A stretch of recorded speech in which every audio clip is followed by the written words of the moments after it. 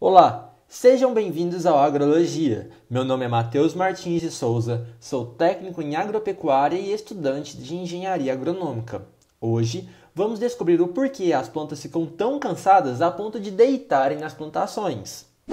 Nas lavouras, as variáveis meteorológicas são fundamentais para regular o metabolismo da planta e fornecer o ambiente necessário para o seu crescimento. Um dos fatores é o vento, que afeta diretamente na evapotranspiração e, quando muito forte, pode provocar o que chamamos de acamamento. Os efeitos nocivos do vento são reduzidos com a instalação de quebra-ventos, estruturas que podem ser sintéticas ou biológicas e reduzem a velocidade do vento. Um exemplo é a instalação de barreiras com sombrites, é a adoção de espécies florestais ou frutíferas, como o eucalipto e a bananeira, que além de reduzirem a velocidade do vento, também são fonte de madeira, óleo e frutos. Os quebra-ventos funcionam como direcionadores do vento, conduzindo as correntes próximas à superfície para cima, reduzindo assim a velocidade do vento dentro da área plantada.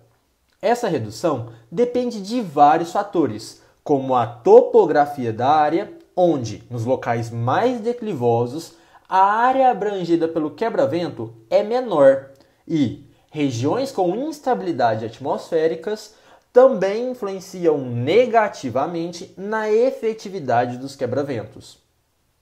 Já a porosidade e a altura do quebra-vento são os fatores mais debatidos na literatura.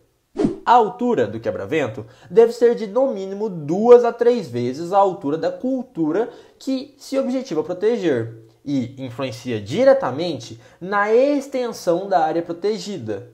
Supondo que foi implantado a cultura do eucalipto com altura H igual a 35 metros, teríamos a seguinte situação.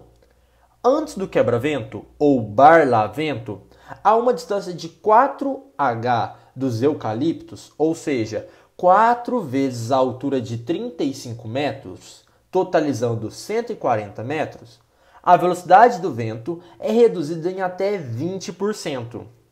Após o quebra-vento, ou sota-vento, a uma distância de até 8H, ou 175 metros após a fileira de eucaliptos, haverá uma redução na velocidade do vento entre 45% a 80%.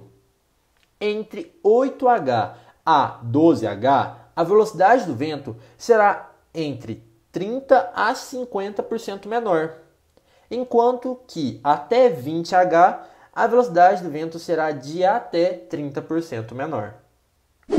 Outros estudos demonstram que a densidade é outro fator importante na determinação dos efeitos do quebra-vento. Densidades entre 40% a 80% são as que apresentam as melhores reduções na velocidade do vento ao longo da área, enquanto que densidades maiores que 80% criam uma zona de baixa pressão logo após o quebra-vento, o que provoca correntes de convecção que elevam a velocidade do vento naquela região, provocando os efeitos negativos na cultura. Existem 3 tipos de quebra-vento comumente instalados. O primeiro deles é o quebra-vento de fileira única, no qual há a instalação de uma fileira perpendicular à direção predominante do vento naquela região.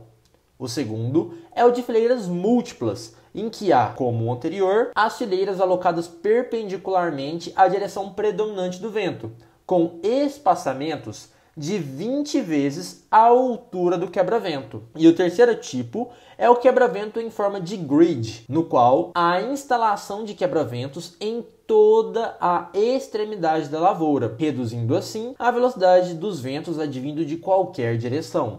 Vários estudos demonstram os efeitos dos quebra-ventos nas culturas. Dentre eles, na cultura da videira, foi observado incrementos de produtividade entre 15% a 19%, junto a índices de área foliar 22% maiores.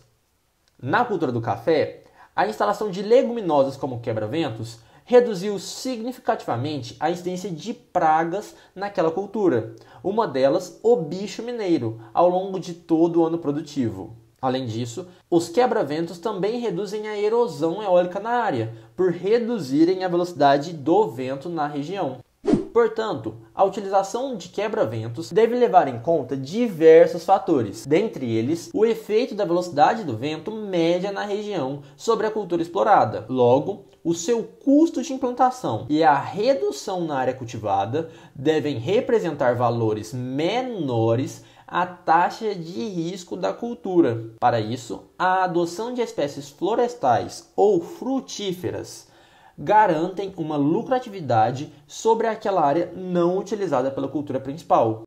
Para a produção deste vídeo, foram utilizados inúmeros arquivos científicos, dentre eles o Comunicado Técnico da Embrapa número 18 de fevereiro de 1996, páginas 1 e 2, Critérios para a instalação de quebra-ventos, o artigo Influência de quebra-ventos em leguminosas arbóreas de múltiplo uso na infestação de bicho mineiro em cafeeiro 2009 e 2010, o artigo Effects of Windbreaks on Turbulent Transport and Microclimate e Evaporation Reduction by Windbreaks Overview Modeling and Efficiency da Universidade de Queensland, na Austrália.